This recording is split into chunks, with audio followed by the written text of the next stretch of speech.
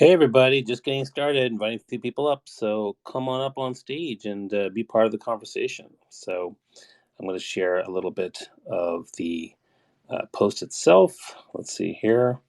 I gotta go find it, but just give me a second. And here we go. Let me just add this to the. Okay, there we go. All right, so today we're going to talk about LinkedIn Mastery as the latest algorithm research to optimize your results. And so, if you want to learn about how to leverage LinkedIn and how to understand what the latest algorithm research tells us in terms of helping us be better content creators, better networkers, better brand builders, and better relationship builders, that's really what today is all about. So, I want to thank you guys all for being here.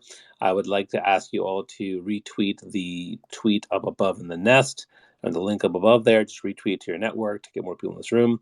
You can also DM folks to get them also to join us. If you click the arrow button on top there, you can actually quickly DM folks and start bringing them into this room because it's going to be a great conversation.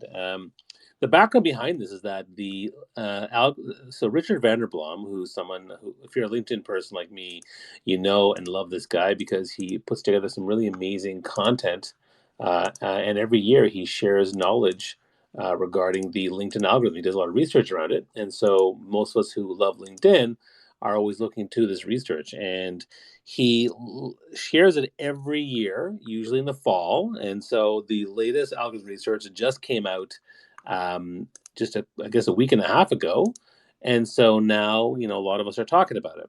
And because the algorithm on LinkedIn changes all the time, it's constantly changing. And that's why it's important for us to understand what's going on there and to leverage it as best we can. So that's really what today is all about, and that's what I want to share. And if you have questions about how to leverage LinkedIn or a question about specific aspects about algorithms, so for example, you can say, "Hey, Bobby, what's the algorithm say about videos, and what does it say about company pages, or what does it say about commenting, or what does it say about um, the image pose versus text pose, like all that kind of stuff." That this is where you can actually ask because we have the research and we can use it to our advantage to help you guys out. So, with that, I'm going to start. And what I'll do is, the page is the report's 57 pages long, and it's pretty comprehensive. But what I will say is that when I looked at it, there were certain things that came to my attention and things that really stood out for me as strategies for me to use, but also strategies that I'm going to evolve or shift or change for myself. And so that to me is where the knowledge is really helpful. You could, like, I don't think people need the algorithm to survive, but I think it's good to have the knowledge and information to use for yourself, if it suits you. And so that's really what it's all about. So if you want to come on stage, share a thought, or share a nugget, or ask a question, you totally can. I'm going to start by saying my name is Bob Yorr. I'm a professional speaker by trade. I've spent the last 17 years traveling around the world, delivering keynotes to 1,000 keynotes and workshops across 4 continents, mostly on leadership, thought leadership, personal branding, authentic connection, and networking, and digital marketing, actually. So Twitter, LinkedIn, social audio, things like that. And I also am a 5-time TEDx speaker and certainly a big user of LinkedIn and, as you can probably tell, on Twitter. And so I love being on Twitter, and Twitter Spaces are a great tool to share knowledge and to talk to awesome people.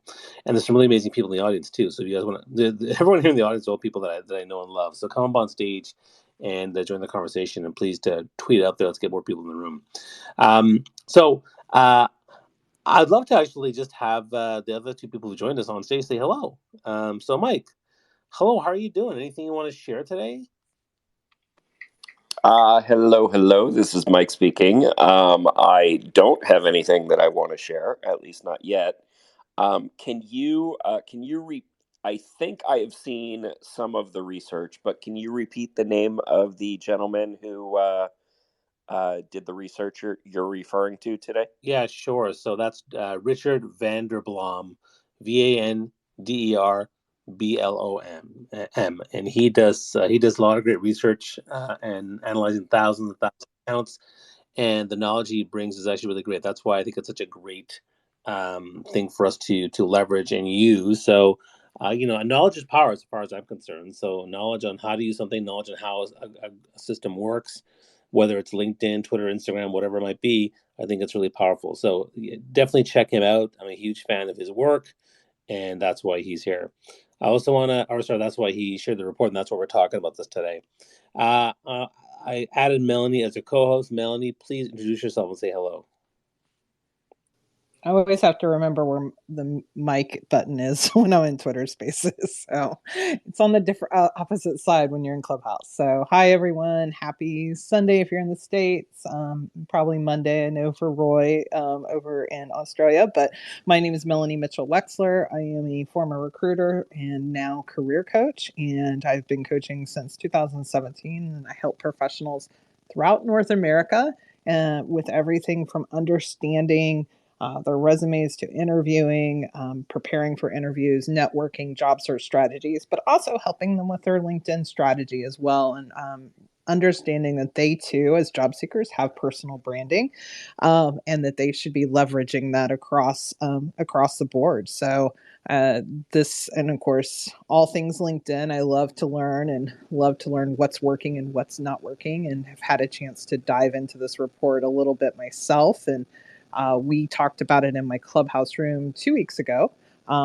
We did just a kind of a brief analysis on it. So I'm excited to hear what other people's thoughts and opinions are on the different aspects of it. So thanks, Bobby.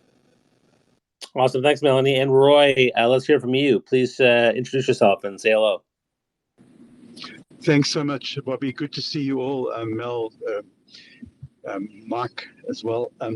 Yeah, my name is Roy Kowalski. I'm based in Sydney, Australia. I'm a marketing and branding specialist.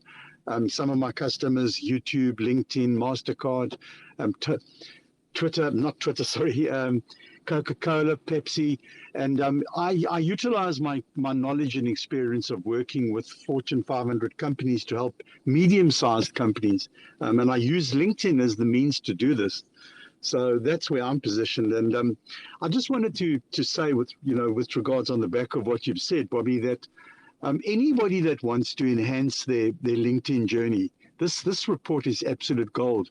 And, if I can say, we're going to be hosting a room, LinkedIn Mastery social selling room on Friday, 4 p.m. Eastern Standard Time, doing exactly the same thing.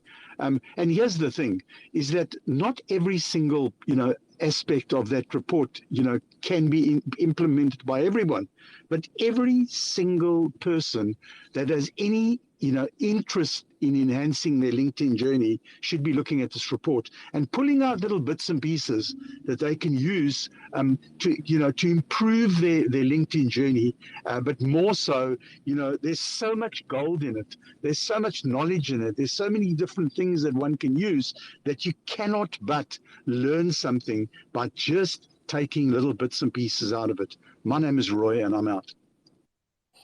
Yeah, thanks, Roy. I appreciate that. And before we get to Mike, I want to let Sweta introduce herself. Oh, I love the sound effect. Isn't that fun? Who did that? It's fun, right? We have so much awesome stuff here. It's the best, right? So lots of good stuff that we can use. That's crazy. Sweta, go ahead. Okay. I can't stop having hair up. Good to see you.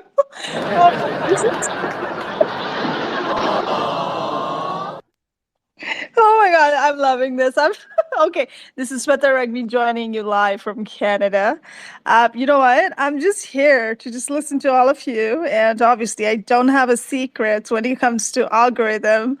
I don't chase algorithm. I just do what I do. And then I'm good at it. Let's just put it that way. All right, I'm out. Yeah, and I think the idea is not to chase algorithm, but to surf it, right? So, surf it to, catch the wave and use it to your best advantage, right? Obviously, we can't cover everything because the algorithm report is quite significant. And what's interesting, too, is that, I love doing Twitter Space because they have so many great emojis and sound effects. And I know Clubhouse caught up with a couple of sound effects. Still not the same number that we have here, but I do enjoy them. So I think that's great. Mike, your hand's up, so go ahead and share what you want to share, and then I'll share with my first kind of insight from the report. Go ahead. Yeah, absolutely. This is Mike speaking. Well, what I thought of, and even though this is called the algorithm report, I think sometimes whenever we see success or we see failure on with content creation, and this is coming from a ex-marketing executive at the Fortune 100 level, my perspective on this, and it's my opinion, but a lot of times we assume everything is related to the algorithm, and sometimes a lot of our success or failure is dependent on who's actually consuming the information. And so the important thing is, I think we're sharing best practices about what works, but it's not always about the algorithm. It simply could be that the new people that are coming on LinkedIn and the way people are consuming information on LinkedIn is actually changing. And that's affecting our ability to get success or failure. So, for example, and this relates to at least part of the research that I saw from this gentleman. Uh, long form written content used to do extremely well on LinkedIn, and what I saw from this report is that if it's too long, it's actually not going to be successful, and they have like an exact number of amount of characters or length that they say is now ideal. Um, but my theory on that is, well, it's not necessarily the algorithm, but so many people are creating long form content now that the audience is adjusting, and they're saying, well, I can't read every single friggin' long form content on there. I know I can't. And so I'm going to start to default towards people that actually have something shorter and more consumable for me. So just a consideration, just because something's doing well or not doing well, it's not always the algorithm. It could be something else going on. Back to you, Bobby.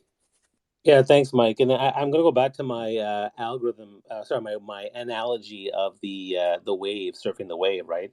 You can certainly surf a wave, but if you don't have the skills to, you don't have a good surfboard, and you don't have the skills to surf, in other words, create good content, engage people with deeper connections and relationships, you're not going to do as well, right? So I think that's something to keep in mind. And then, of course, there's other people that are on the ride in the same wave as you are, and they're in the same ocean, they're swimming with you.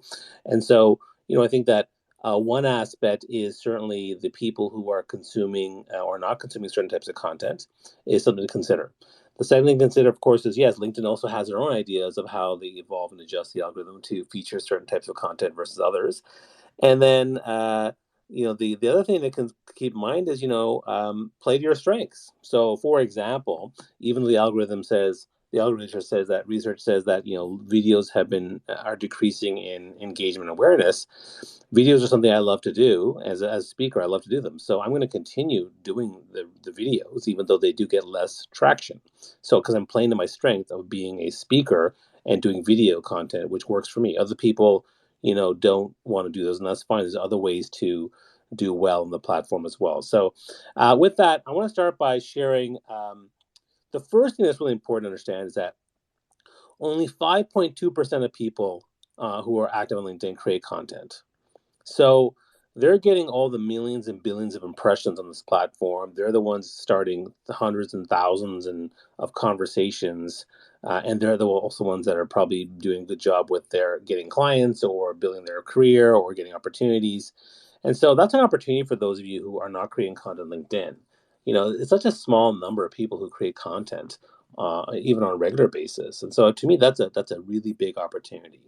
And if you are going to create content, then the algorithm report has so much information on what content types work, how to surf properly and get the most out of the content. Again, assuming you're putting together really great value-added content, you have a clear brand, a clear target, and you're putting together some really good stuff. So I think that to me was the first insight that got my attention. And then the second thing that got my attention was the idea of links. So one of the things that we used to talk about is, do you put a link in your post? And for the most part, I used to do it, and I know that there was a drop. You can put a link in your post. You can put a link in an image that you attach. You can put a link in your comments. You can pin that comment with a link. But one of the things that's shifted now is, and what happened before was, if you put a link in the post, you might get penalized 10-15%. But I thought it was better to put in the post anyways, because people are more likely to click on it than having to search for it in the comments. And from my standpoint, it was safer to put it in the link, to put the link in the post. But now, putting a link in the original post, you now get 55 to 60% less reach. That's significant enough for me to change my strategy. And now my strategy would be based on the algorithm research. Either A, you can edit your post and add a link 10 minutes later, which will end up with 10% less reach versus 55%. Or you can put a link in the comments, but and then pin it, but make sure you don't do that until other people have started commenting on your post. Otherwise, again, it gets penalized by 20% less reach. So that to me is another big shift. And the third one I'm going to talk about is newsletters. I was really hot and heavy with newsletters. I would promote them like crazy. I'd say newsletters are the way to go. Is one of your best content strategies. Boom, put them out there. And that was happening last year in the fall, as well as early this year. And now we're seeing significant drops in newsletter engagement. Subscriber goes down 75%. New additions drop 65%. Engagement rates have dropped 80%. That's such a huge drop that my recommendation to clients is, you know what? Newsletters, if you have the resources and you have staff or you have time, great, you can put it in there. But you have to think about how much you want to do it and how often. For me personally, I'll probably do it a couple of times per year, maybe quarterly, maybe once or twice a year. I'll probably do one definitely at the end of the year, but because I already have my a lot of subscribers, I want to give them something. But to me, that definitely changes and shifts my willingness to do newsletters. So those are my initial thoughts. What I'd like to do is actually see if anyone else on stage has insights or things that got their attention, or they can comment on what I talked about. Melanie, your hand's up, so why don't you go ahead? Well, I'm gonna talk about the newsletter thing. So I really think, though, that the newsletter activity, I'd be interested, and I have not read every single piece of this report because I just like to try to consume information fairly quickly, bits and pieces, so I don't get overwhelmed. But what I think I'd be very interested to know, like, if it was watched over newsletters that are pretty consistent, because I really feel like that to me has been the key to my newsletter success. And so I think my consistency has been able to build up, like even just the last one, I'm still getting, I've noticed that the number of subscribers I've got have increased pretty rapidly over the course. And I haven't actually pushed one out I have kind of put on my hold on my newsletter, but I haven't pushed one out for a couple of weeks. And of course, my last one was about my time in LinkedIn jail. So that one was a little bit more popular. But I'm consistently seeing kind of the opposite when it comes to personally my own newsletter. So, but a lot of that has to do, I believe, with my consistency when it comes to that. So I do think you have to kind of what Mike said, and even to what you said, Bobby, sometimes we have to kind of figure out what is working for us and how we can, make this work, take these statistics and make them work for us from our own standpoint, what we're using on the platform. Yeah, no, I agree with you, Melanie. I mean, the example I'll give is that, being someone who was a prolific video content creator on LinkedIn, I did a video like almost every day, and then at a certain point, the video views were just getting so low. I had to choose, even though I love doing videos and they were easy for me to do, and and very engaging. I decided to shift my strategy. I didn't stop doing them because, again, videos were part of my my strength. Something that I was really good at, and so I did them less. But I did them like maybe once every couple of weeks, as opposed to 3 times a week. So, if you are using newsletters and doing a good job of it, then yeah, you may want to continue doing that, and I think that's fair. Mike, go ahead. Hello. This is Mike speaking. So something that was pretty significant for me that came up in the report, and you alluded to it a little bit in one of the things that you shared. You were referring to I think putting the links in the content, and if you're going to put the links in the content, you might want to you might want to come back and edit it 10 minutes later or something like that. And editing and the impact if you edit your post too soon, I didn't realize how big a deal that was, because I have a tendency to I have a tendency to make mistakes in my posts, no matter how detail oriented I am. And on other platforms, I always want to go back and edit them and fix them or add small little things or icons or more emojis or whatever to the post. And now with LinkedIn, the research is telling me, oh no, if I do that, that might be a sign to LinkedIn that maybe I'm trying to pull a fast one over or whatever, and it'll actually decrease the amount of views that my content got. So that was a pretty big deal to me personally, and curious to hear any thoughts on that. Well, yeah, and I think that the reason I brought that up is because it certainly changes the way I still put links in posts. It's not like I'm going to stop, but it definitely gave me thought, gave me pause on how I want to do it. Like, so for example, we're doing a free workshop on December 3rd on how to create a content strategy with multi-platform. That's going to be done by the Thought Leadership Brand Club, and Melanie will be helping me put that one together. When I promote it on LinkedIn, I probably this time won't put the link in the post. I'll edit it later. I'll go for the 10% drop because I think I'll get way more people clicking the link in the post than they will look searching for the comment. So that's going to be my strategy for that one. Sweta, why don't you go ahead? So I was looking at Dan Roth, who's the chief for our newsletter. I think he put out the report. Someone asked him a question about putting the external link. Now it's okay, and I've been trying that. It looks like it's been much better. Dan actually said that, you know what, we're okay with it. We're okay with it. So I think it's been confirmed that it should not impact the members if you try to put the external link, even if you put it as a first post or yourself. But here's what I do personally that I think it works for me. So I would go and drop the link 1 hour later, not in 10 minutes. I do have that feeling of, okay, it's going to ding me because I'm trying to play the game of algorithm.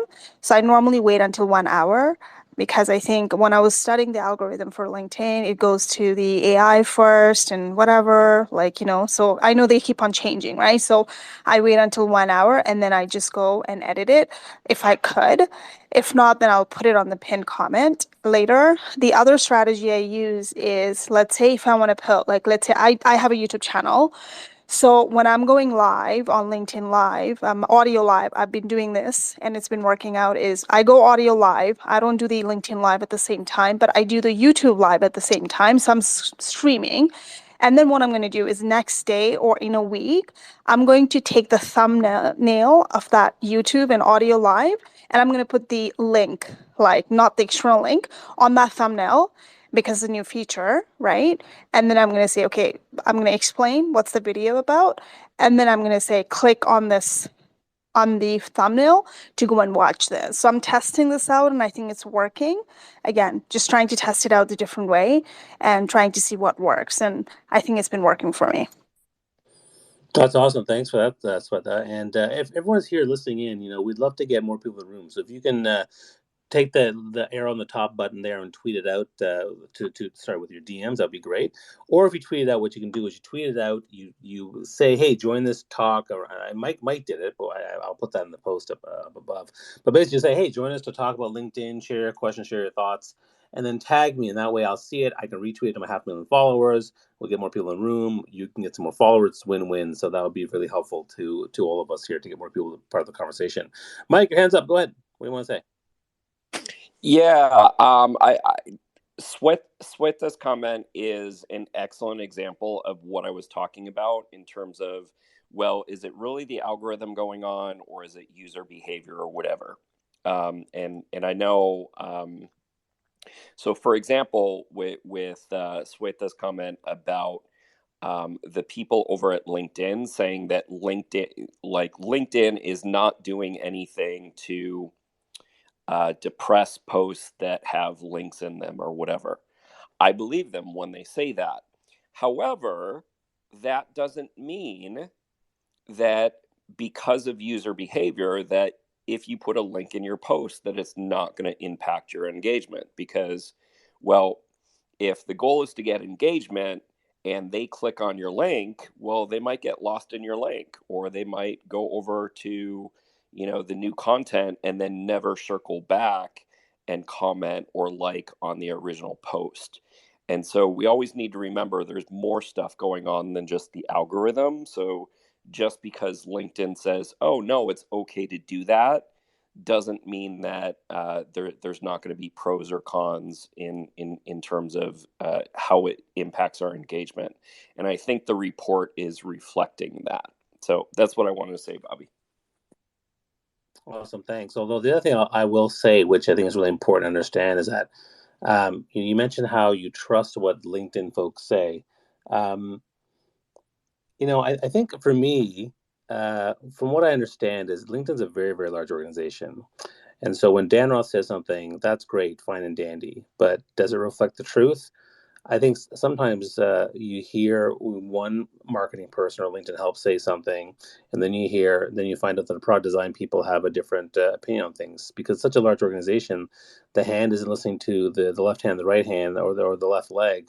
And so I think sometimes there's a bit of miscommunication or misunderstanding on that aspect. So I think that's something we always have to keep in mind too. That's one of the reasons why I think the algorithm research is so great, because it takes thousands and thousands of random posts and does the analysis on that stuff, which I think is really helpful. Because I mean, LinkedIn should be doing that themselves. They should be telling us and sharing information about this thing in terms of what exactly are they doing, because it changes so much that we often don't know what's going on. That's why we have these rooms. That's why we do LinkedIn Mastery here on Clubhouse, on LinkedIn Audio.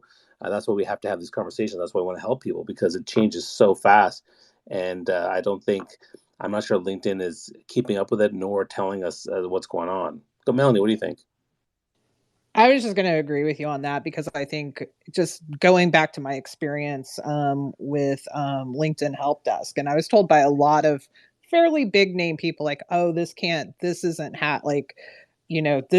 happening, what you're experiencing. I mean, they were really trying to argue with me, and I'm literally like, no, this is literally what I'm dealing with on a daily basis. And a perfect example was one of the LinkedIn Help people. And I think this is how big this organization has gotten. So I do appreciate, and I want to wrap this around too, I do appreciate somebody from an outside point of view is providing us with this information, because I think the inner workings are so convoluted. Because I had one situation where one help desk said, no, have the person submit the following information, all the information they need as to why you can't be tagged or they can't find you. And then that will help escalate this ticket up through the system. Okay, so we did that. The person ended up receiving a completely different response, and it just caused more chaos. I mean, and it was just crazy. So I do agree with you on that. I had one thought of one of the things that did stand out for me was the very first action you take on somebody's post. And I think this goes against some of this behavioral training that maybe we've been accustomed to and we're kind of talking about, is the fact of, instead of liking the post, the very first thing you should do is actually comment on the post way before you like the post. And so that to me is a behavioral kind of training, because I think we've been trained to like the post and then comment on the post. And so I think that's going to be kind of interesting to try to get to see, if you can kind of correct people's nature, because I do believe the nature is to hit like first and then possibly comment. So kind of speaking of, maybe some of this is behavioral in terms of our own instincts and what we've become so accustomed to doing. Yeah, that's a great example. Thanks for that. Roy, I want to turn to you. Was there anything that you saw from the report that got your attention? Actually, there were a number of things, but I'm sort of keeping those to how I can, review and refine my particular content. But I think I just wanted to jump on the back of one or two of the speakers, on the basis that I think that this is just my own personal view, is that I think that what we've got to do is we've got to say to ourselves, for each different person, content works in a different way. So we got to say to ourselves, and this is all about this reflection, is if if this particular content works for me, then I'm going to see, what this report says about it. I'm not going to change it just because the report says change it. I'm going to refine it and I'm going to review it. And if I think it can, enhance, that's great. And if it can't, then I will find another aspect of the report. For instance, videos, Bobby. You and I, we both love videos. I mean, it's my absolute go-to. I'm easy with videos. I can jump on a video tomorrow. I can speak for 30 seconds. I can speak for 1 minute, 2 minutes, 3 minutes, whatever it might be. Now, the algorithm says, no, videos is not quite there. You know what? So what? I'll find somewhere else that I can bring aspects of the report in. So I'm saying that the hybrid of what works for you and the algorithm that Richard has put together is absolute gold. Pull out the things that can make your LinkedIn journey better, but carry on with the things that that work for you. Polls have never worked for me. So what? It's not the end of the world. I'm not, my LinkedIn journey is not going to die because polls don't work for me. So I'm saying that I think the best approach to these algorithm reports are stay within where you're comfortable, review it, refine it, reflect on it, but don't change for the sake of changing. My name is Roy and I'm out. Yeah, thanks, Roy. I appreciate that. And I think that, the idea is to take whatever works there and use it in the best way that works for you. I think that's really, really incredible to do so. I also want to mention that Richard Vanderblom, who did do the research report, is going to be joining us in the Thought Leadership Branding Club for our LinkedIn audio event we do on Tuesdays at 4 p.m. That'll be on November 29th. You guys definitely should want to check that out. Make sure you don't miss it. There's a couple people who have been sharing questions, so I want to make sure that we answer the questions that have been coming up here. So if you click on that bottom little arrow, that bottom box there, or bubble, I guess, you can actually ask questions and share stuff. So I think that's a cool thing to do. So if you want to ask questions, you totally can. I'm seeing a bunch of questions, so I want to make sure that we get to those. One question was, what is the best way to get started with LinkedIn and content creation? What are the top 3 things you would do today on LinkedIn? Wow, that's a great question. I mean, I think for me, the best way to get started is to be really clear on your objective and target and personal brand and what exactly is you're trying to do on LinkedIn. If you don't know what your clear objective is and who your target is and what you're offering, I think that's going to go a long way to making it harder to do. That's the first thing I would do. The second thing that I would do is I would just share stuff even without having done that planning. Put stuff out there. Just share a thought about something that's interesting to you. Just talk about whatever was interesting to you from a career or business or professional standpoint and put it out there. As you go along, you'll learn to get better and better. But, again, if only 5.2% of people are posting content, then I would definitely be putting stuff out there and starting conversations. And then the third thing is, again, learn on what are some of the best content creation strategies out there in terms of creating value. There's lots of ways to do that. I mean, obviously, following people like us on stage here and seeing what we do or ask us questions here is a good way to go. But to me, I find a really good way for create content is to have a really good image that gets people's attention. A personal image is also pretty good too. Sharing a story. And then what's the insight from that story? I find that works very, very well. That's one of my favorite things to do if you're just starting out. But even just saying, here are my top 3 tips for networking, my top 3 tips for career growth, my top 3 tips for interviews. Just put it out there and see what happens. That's kind of my take on that. Anybody else on stage you want to share their kind of tips for getting started with LinkedIn content?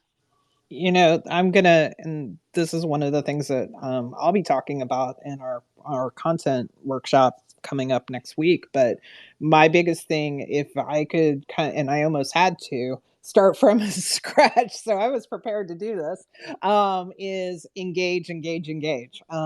Actually, when I kind of came back, I've created some content. I'm not creating content at a very super high level right now. I'm really focused on my engagement and focused on the engagement, kind of my own engagement game from that perspective, and really focused on engaging, providing really thoughtful, comments on posts that are in my wheelhouse, Of course, for my friends that, are posting content, and really just being able to kind of focus on that, and being able to gain followers that are actually interested in the content, which ultimately leads to you creating your own content.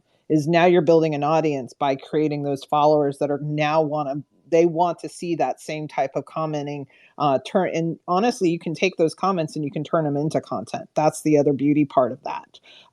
You have a topic and your own comment is your content. So being able to really do that, that's something that if I looked back when I came back here in 2017 when I first started my business, that was the piece of the game that I was missing.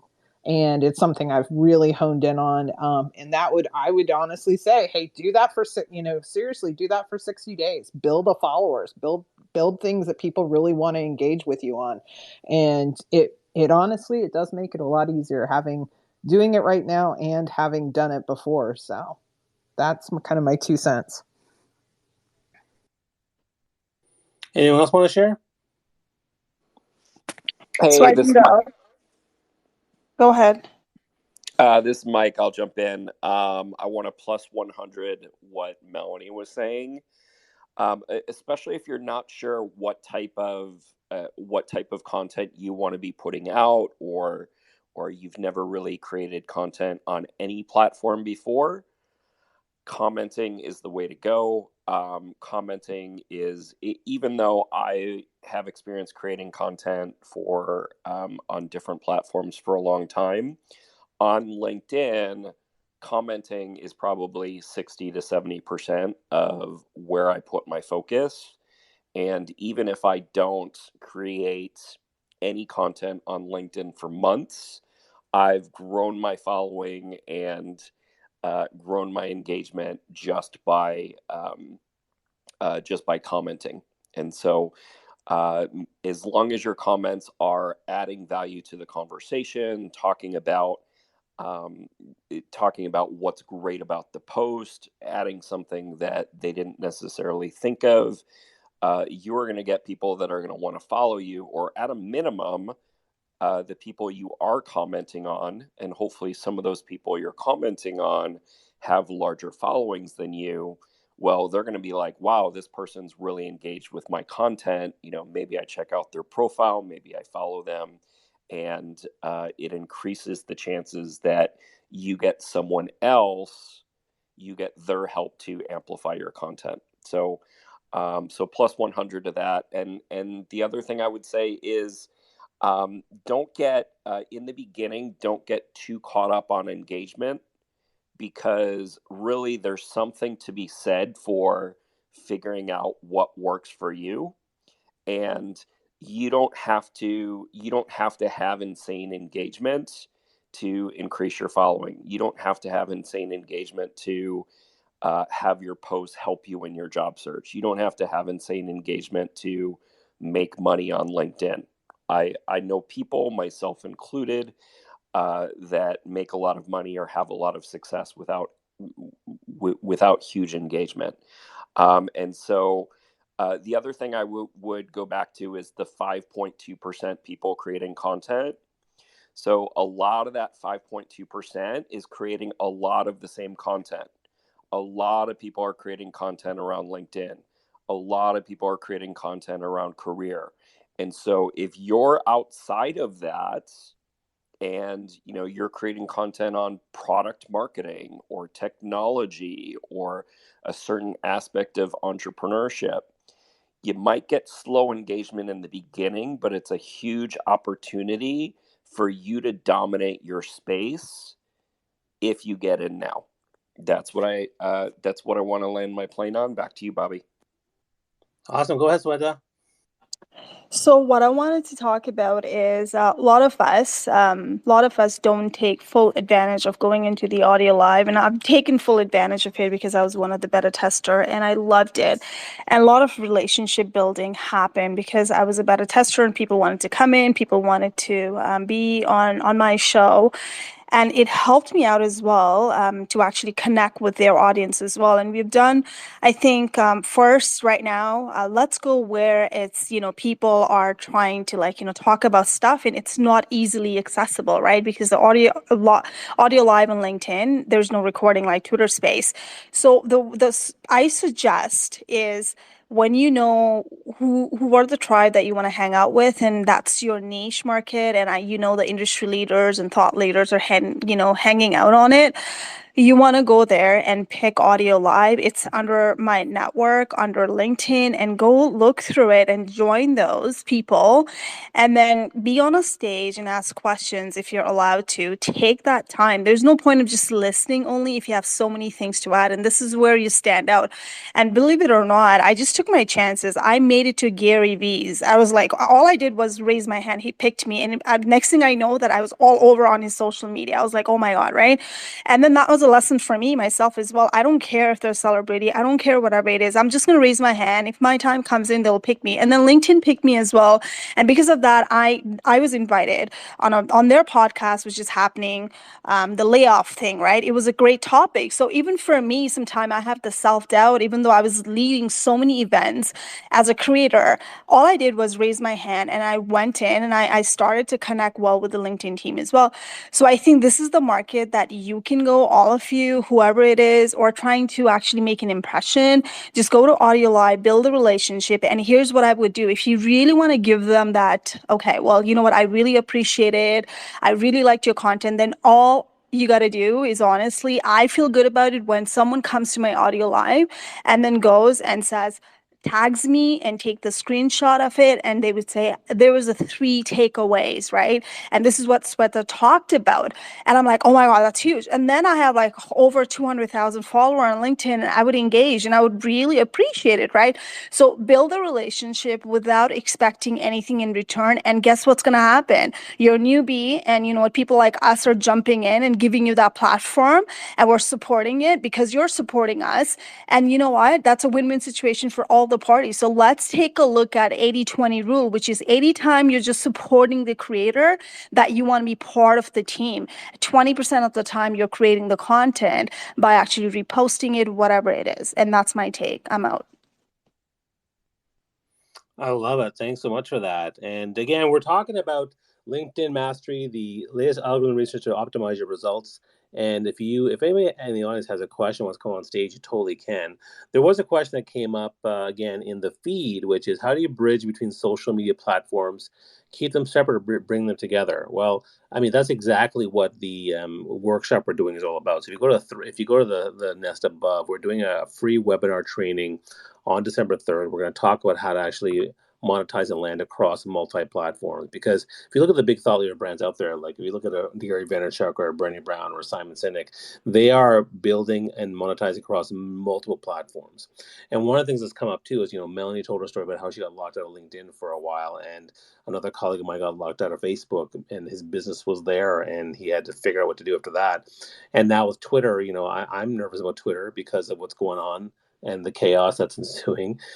So it's good to have not only eggs in one basket. So, if you're just starting out, 80-20, start with LinkedIn and put a couple of feelers on other platforms. I just launched TikTok this past week, about 5 days ago, to see how that was working. But I would say for me that the way that I leverage multiple platforms is, first off, I spend time with each platform building a little bit there. So I first built up Twitter, then I started building up LinkedIn, then I worked on building up Instagram, I built up Clubhouse a little bit, and now TikTok, I'm putting some time and energy to build up there for a little bit.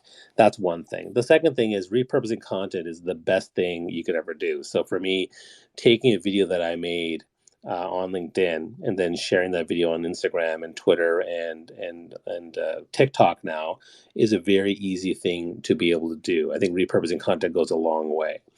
And then the other thing is really figure out where you want to balance your time. Some people they have to figure what's the best balance of their time. But I find repurposing is a great way for me to get the message out there. And sometimes I don't even worry about other platforms, especially when I've automated a couple things. A good example of that is when I upload a YouTube video, it automatically tweets it out and shows up on my Facebook biz page that, hey, this new video is out.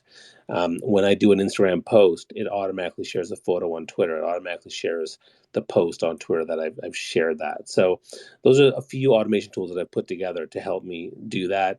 And we're going to cover that in more detail in the workshop, but that's kind of what I do in terms of using more than one platform.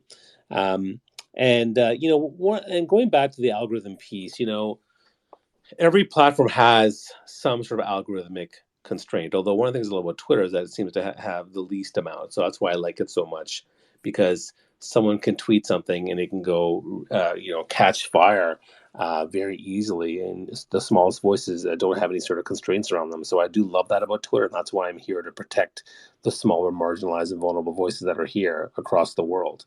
But for me, I do like that about Twitter. So I'd love to hear from anybody else in terms of what are they doing around leveraging more than one platform. I mean, we're talking about LinkedIn. Here we are on Twitter Space talking about it. I mean, already we're doing that with these audio rooms. I know, Roy uses Clubhouse, and Sweta's using TikTok, and so we are multi-platform using here. But I want to get some insights from anyone else on the stage if they want to share. If not, no worries. It's okay. I gave my thoughts. We won't all jump in at once, so yeah. So okay, give everybody a moment to think. No, I mean, I'm because of you. I've done more on Twitter than I did previously in the entire time that I've been on this platform. So still kind of just watching and looking at what's happening. But in the meantime, I'm just continuing to, carry on just as usual. I need to do more of these Twitter spaces, to be honest with you. And that's one of my goals, is to add that into the mix. I mean, I think one of the things that being part of the TLB club has taught me is, social audio is such an important part of that, whether that be on LinkedIn, whether that be on Clubhouse, whether that be here on Twitter Spaces, having that as a piece of, because it ultimately can create content for you as well in that section. And I'm now dipping my toe into TikTok and kind of figuring that out, and what's that going to look like, and what do I want that to, and then of course continuing with Instagram. So my goal for going into 2023 personally is just really making sure I'm maximizing my opportunities across multiple platforms. Yeah, thanks for that, Melanie. I think that, and again, I think your lesson story is really important for that. I think it's so critical for our success in trying to leverage multiple platforms. Anyone else want to share how they're using more than one platform, more than just LinkedIn, or how do they integrate LinkedIn with the rest of their work, their content? Yeah, I'm happy to join in.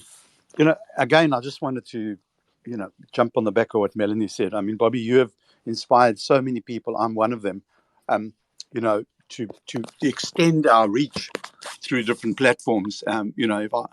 If I look back on my social media journey, it's absolutely defined by people like you that have pushed me into relooking at my strategy, looking at different areas, getting involved in Twitter, getting involved in Instagram, getting involved in Clubhouse. And what is the result of all this? The result of it is that I'm a better person. I can share content with other people. I'm seen as an authority in certain aspects, but more importantly, I'm learning all the time. And I don't ever want to, change that. I don't ever want to think that I can't learn anymore, because the reality is our life is one learning journey. And the minute we think we know everything, that's when we start going backwards. My name is Roy, and I'm out.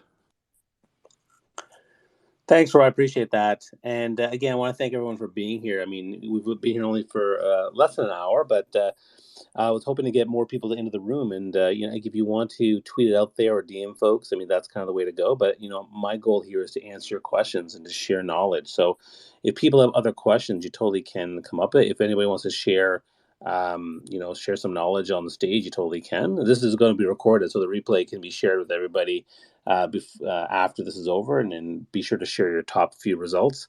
I see another question. It looks like to me like Prism's sharing a lot of great knowledge questions here. What is the difference between followers and connections content creation? I see connection only content is default when I post. Well, I mean, you should just share the publicly. When you share content, just share it with everybody. That's really the way it works. So your connections and followers will all see it. But go ahead, Sweta. Sweta, yes, I'm sorry, I was on mute. Yeah. Yeah. Okay. So I know that you were talking about the TikTok, and I know that I'm a huge fan of it. And I'm loving it. To the point that I'm thinking I'm going to pump up my content more on TikTok.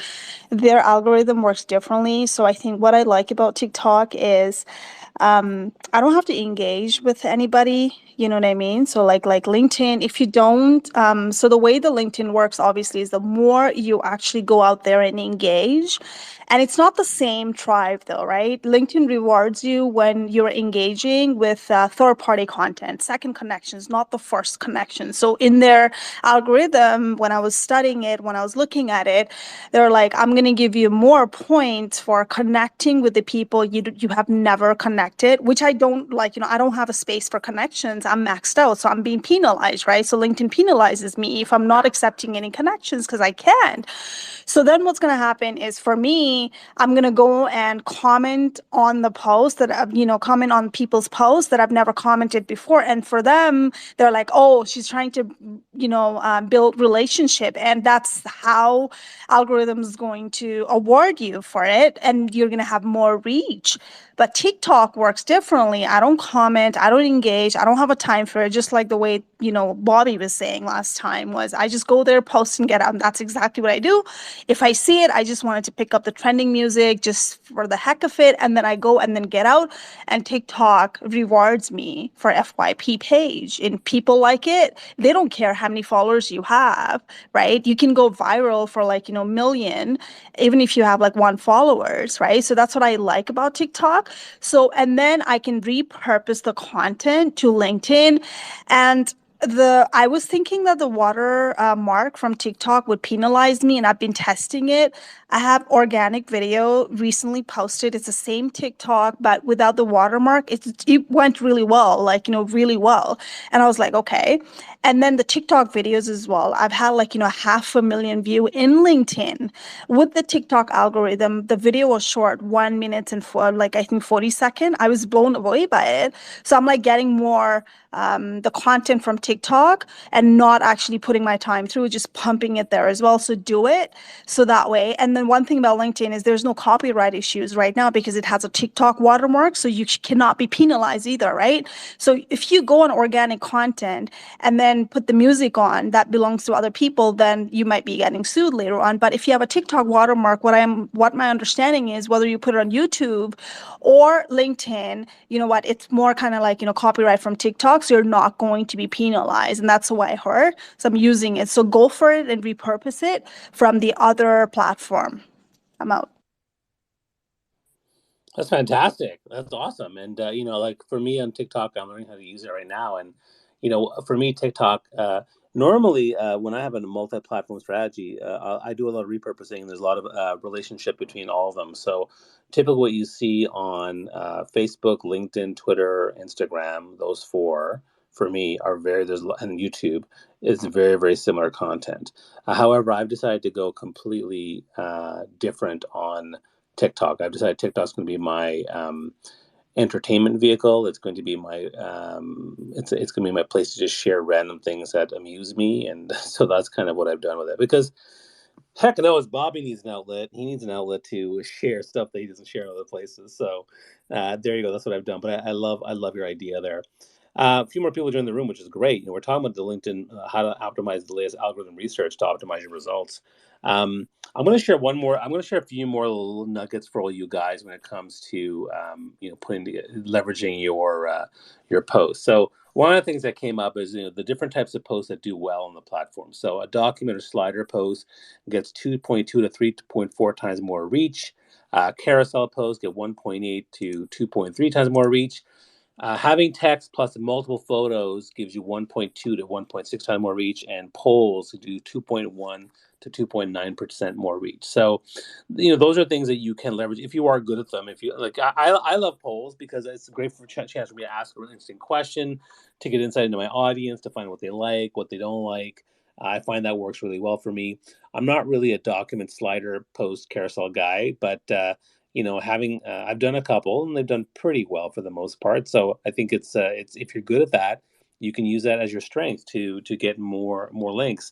One thing that I am good at is creating personal content, and personal content is getting 2.5 to 3 times more engagement and reach on the platform. So that's something that you should be considering as well.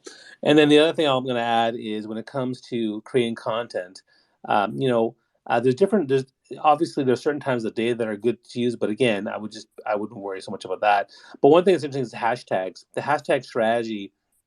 Right now, 3 hashtags what LinkedIn recommends, but it's also pretty much what gets your base your reach rate of 100%. And from this research, apparently 2 to 6 hashtags is kind of the range where you get between 92% to 100% of your regular reach that you want. So I think that hashtag strategy goes a long way. Hashtags also get more engagement, get more reach. So these are some small things you consider doing. They also mentioned that the average characters is 1,200, 1,600 characters per post.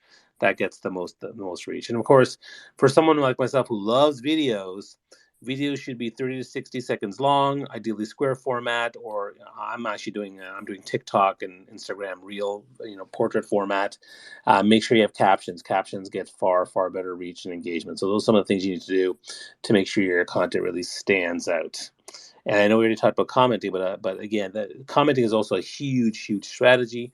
But those are some more stuff that I saw in the report that helps people get greater engagement. So with that, if anybody has any questions, you can come up on stage, or if anybody any of my fellow speakers here, Sweta, Melanie, Mike, and Roy are all awesome people. Make sure you follow them on Twitter, follow them on LinkedIn, follow them on TikTok. I've seen their stuff, so make sure you follow them. But anybody on stage want to ask a question or share a comment or insight that we want to like talk about in the last few minutes?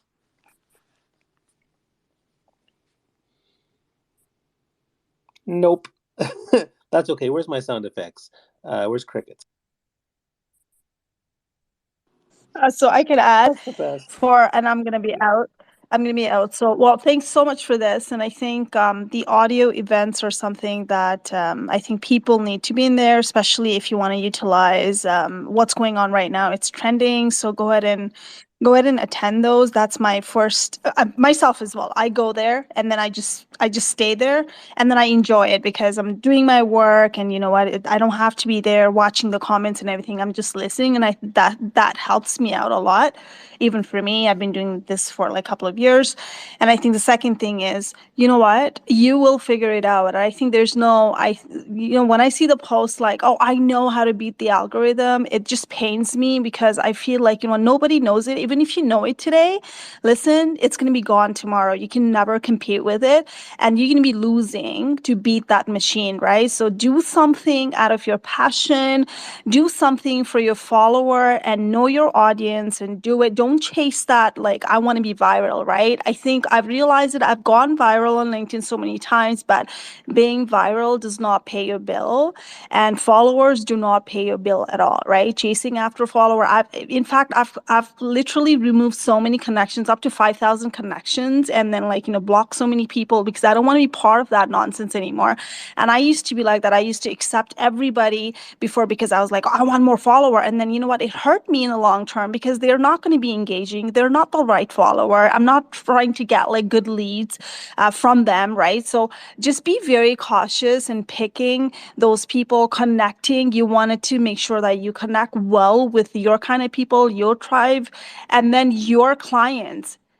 So that way, LinkedIn's going to reward you. And even if you have 5,000 followers, it doesn't matter, because at the end of the day, who are you matters most than chasing that algorithm, chasing the followers. And I get a lot of time, hey, do you want to buy followers? I'm like, oh my God, there are people out there buying followers, guys. Like, you don't want to be that. You don't want to be part of pod. Like, if you want to sleep well at night, do something really meaningful that it doesn't matter. Follower doesn't matter. Nothing matters.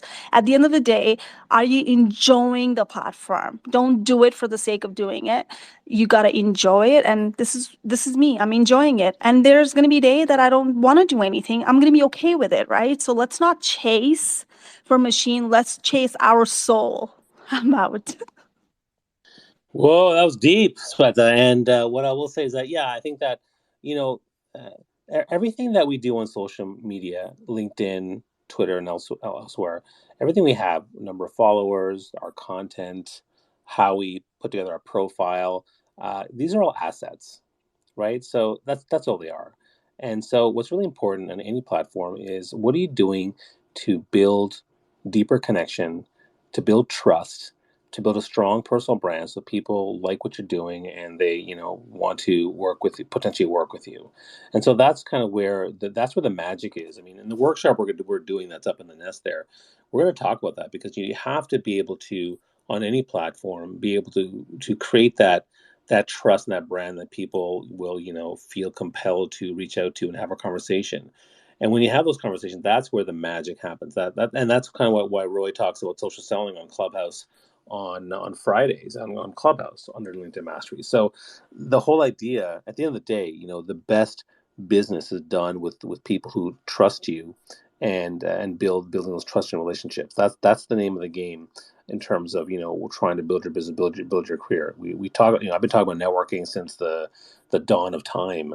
And so, the whole point of networking is cultivating solid relationships that can lead to potential mutual connections as well as mutual opportunities. And that's kind of where the magic is in that relationship building piece. So that's what everyone needs to be able to do. And that's really why we're talking about this. So the one last thing I want to share of the algorithm report that wasn't there, that I wish was, there was not much information about LinkedIn audio rooms. I started doing LinkedIn Mastery and audio spaces on Clubhouse. That's where I met Mike and Melanie and Roy on stage. And even though I've never met these three people in person, I feel like they're just my friends and colleagues that I admire and care about, which is really, really amazing from an audio room perspective. But at the same time, then I moved into Twitter Spaces, and then I started doing LinkedIn audio rooms. Now, LinkedIn audio rooms are important because I find audio rooms are an amazing place to build trust with people very quickly. They hear your voice, they hear what you talk about, and next thing you know, they may want to engage you and have a conversation. And so I do love that about social audio rooms. But the report didn't have any information about audio rooms, and that's that's going to be the number one thing I'm going to talk to Richard when I meet him on November 29th in our LinkedIn audio room, because I'm going to say, where's the information on that? Because that to me was what I wanted to know more about, especially because I find LinkedIn audio rooms a lot harder to engage and leverage and build. Like, I've been able to build business and have transactions from Clubhouse and Twitter Spaces, but not from LinkedIn audio rooms. So it's an interesting dilemma there. So that's one thing that I'm kind of finding interesting.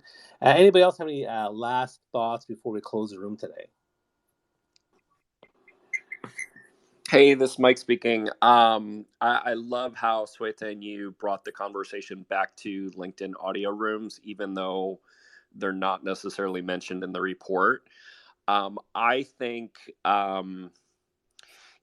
although engagement might be lower with LinkedIn audio, and I think a huge part of that is LinkedIn has not yet made those easy enough to find regularly. I think there's probably 50 different things they could be doing to increase people using those very easily.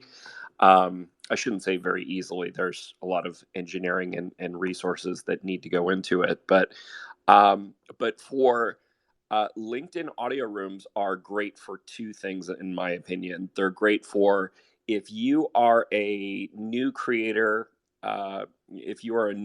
starting out, or if you are a creator where you don't have a huge following, somewhat like Clubhouse, not as fast growing as Clubhouse was, but sort of like Clubhouse, by simply going up on someone else's stage that does have a good credibility and following, simply by having one valuable share of 30 seconds, you can get a bunch of people to start following you. And that's really amazing. I see that happen easier on LinkedIn audio events than Twitter Spaces and some other places. So there's that. And then the other thing is, I would say, well, if they're attending your events, because they're a little bit harder to see, they are probably a ideal target audience for you, and they're going to be that much more likely to convert to sales, in my opinion and my experience. So, kind of depends on the topic and what you're about. But so those are my two plugs for LinkedIn Audio Rooms. And back to you, Bobby. Awesome. Melanie, what's your last thoughts for today? My last thoughts for today is just put yourself out there, really, to be honest. I mean, I think sometimes you can get caught up in these, like, don't do this, or do it this way. You have to edit your link within 10 minutes or follow, like, make sure you're commenting or replying to engagement. And I think sometimes we get stuck in that analysis phase and then don't end up doing anything. So really just put yourself out there. I mean, the beauty about social media is that you can always just be improving. I mean, you really can. It's not like, oh, you had one crappy post and, therefore that will be your life on social media. So, one crappy post one day can be a viral post the next day. So there's sometimes no rhyme or reason, to be honest. So just put yourself out there and, let your voice be heard. I love that. Thanks so much for that. So if anyone is interested in the work we're doing here, make sure you follow Melanie, follow Mike, follow myself. And also, if you look above, there's a workshop we're doing. It's a webinar. It's a free webinar for 1 hour. Your 2023 Ultimate Content Strategy, 7 proven frameworks to monetize and land clients by expanding to multiple platforms like LinkedIn, Twitter, TikTok, and Instagram. December 3rd. Make sure you check that out. We'd love to have you there. And of course, you'll be able to see me on multiple social audio rooms. So basically, on Mondays, I do Power of Connection chat here on Twitter at 11 a.m. And on Tuesday, I do LinkedIn Audio, LinkedIn Mastery at 4 p.m. And then I do LinkedIn Audio, LinkedIn Mastery on Thursdays at 2 p.m. And so you'll be able to see me in lots of different rooms. So make sure you check out the stuff that I'm doing. And I agree. One of the things I love about LinkedIn, all audio rooms, is that people are more likely to follow you. Whenever I do a Twitter space, I get lots of followers. When I do a Clubhouse room, I get followers. When I do a LinkedIn audio room, I get followers.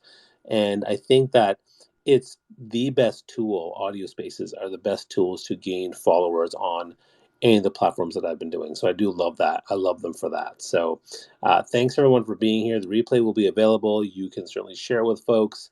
You can continue to ask questions in the thread by clicking that little purple bubble there and asking questions. And with that, I wish you guys the best. Have yourself a wonderful Sunday, and we'll see you next week. Take care, everybody. So long.